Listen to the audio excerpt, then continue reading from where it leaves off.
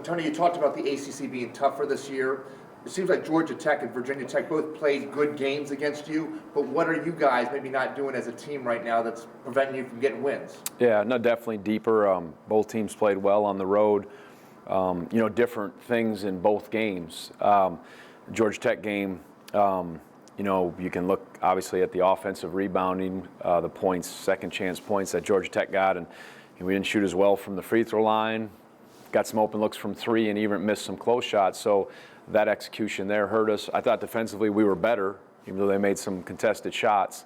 Then Virginia Tech, we were not sharp defensively. We certainly weren't.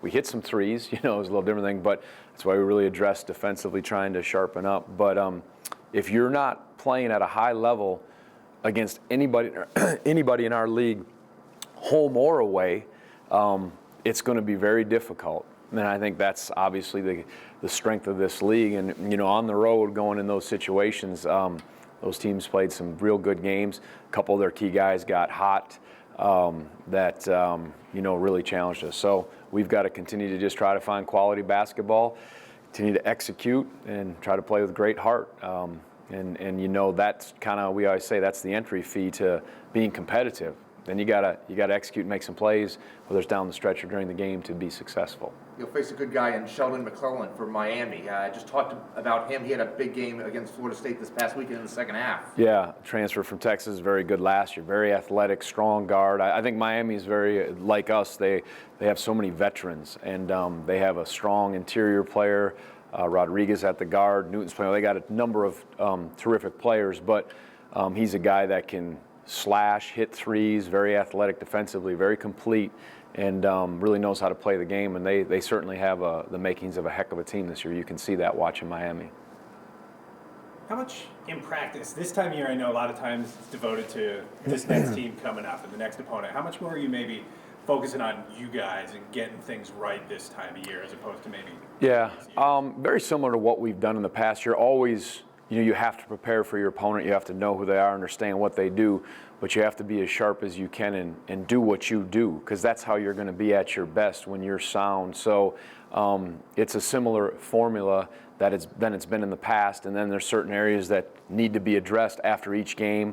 Also heading into the next game, that match, say, hey, these things have to be tightened up for us to have a chance. And I think that certainly is the case. We're going to have to defensive rebound at a high level against Miami. We didn't do that against Georgia Tech, so obviously you address things like that. Of course, you're shooting extra free throws, all those little things, but there's a number of things you try to identify and you improve them and prepare for the team that you're facing. And again, with shorter prep time, you got to be as sharp as you can. Coach, obviously 2 losses in a row, rare to happen the last couple times.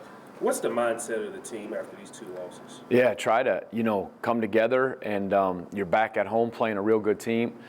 Be excited to play, and as I just said, fix the areas we need to fix and compete. It's such a fine line. I feel like a broken record, but when we were, 16-2 or during those last few years, or you're 0-2 now, or 1-2, whatever the record is, you're never that far away from being there and good, and you're never that far away from being on the other side of the line where you're not successful. It's such a fine line, and that's why it does come down to the little things.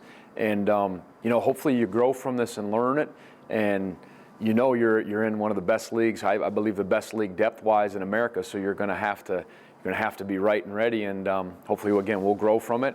And I said we'll figure it out together to be ready to go. And I think Miami presents that challenge, and being back home. We'll prepare well, and we'll find out soon enough. That's the beauty of sports. I can say all I want, and we can talk about it and strategize and philosophize, but it's about being ready, and the results will show.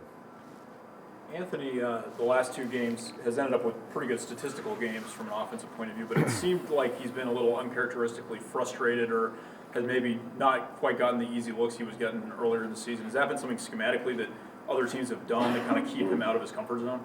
Well, it's the size and the aggressiveness of the ACC. When you get into conference play and teams like, you'll see the size of Miami, Georgia Tech, you go down the list in our league, how big the Carolinas, Florida States, Dukes, Clemson, Louisville, I can keep going. there's size. And so, that obviously is there. And teams are, it's just conference play. It's hard playing, physical basketball. And certainly there is familiarity with players and what you're doing. But he's been playing so well offensively and so efficient, and sometimes taking advantage of mismatches, that it's always more challenging when you step into it. The longer you play and you step into conference play. You feel like maybe nobody's filling the shoes of Darion Atkins? The loss of him, is that maybe? Yeah, no, Darion had a heck of a year. Darion was a gifted shot blocker, a gifted athletic defender that would, say, clean up some mistakes. And, when there's some breakdowns now, it seems like we don't have as much rim protection. But that's why, from a positive note, I thought Jack Salt, with his size, did a good job. And even Mike, that's why sometimes the size out there, which we just alluded to, that makes it harder sometimes to score for guys, is important. And the league there's some teams that'll play 4 perimeter guys, but there's big size in this league. And, having that rim protector, so to speak, we were pretty fortunate and thankful to have what Akil gave us and what Darion did. And we don't have a clone of that, but we got other guys. So this team is different. That's why the soundness and the position and all that, there's such a premium on that without a guy like that behind. But we do have some guys that can bother, and we'll keep working towards that.